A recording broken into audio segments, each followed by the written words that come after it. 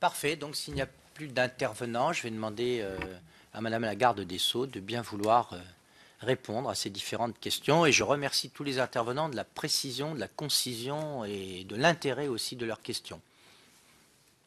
Un mot peut-être, un mot sur les PPP, Madame la Ministre, puisque cette question est venue à plusieurs reprises. C'est un sujet qu'on a été conduit à examiner à de très nombreuses reprises ces dernières années à la Commission des Finances. Moi, je voudrais vous faire part d'une position qui est peut-être personnelle, mais qui, je crois, a le mérite d'une certaine simplicité et d'un certain bon sens. Il y a deux types de PPP, enfin, il y a deux situations bien différentes.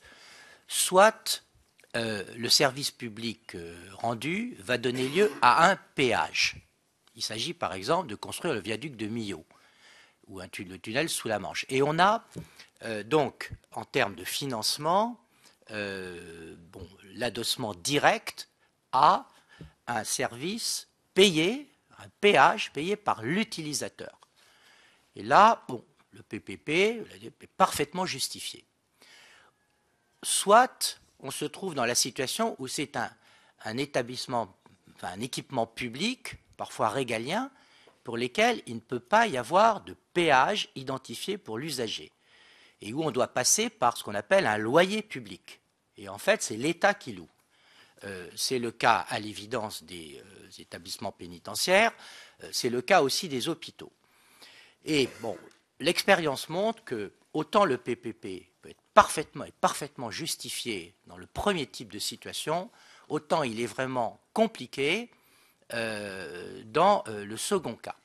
Et si on se place d'un strict point de vue financier, le PPP ne peut pas être plus intéressant financièrement, parce que l'État, pour le moment, continue à emprunter à 2 et quelques % sur des emprunts longs, alors que le partenaire privé, en tout état de cause, empruntera à des conditions beaucoup plus coûteuses.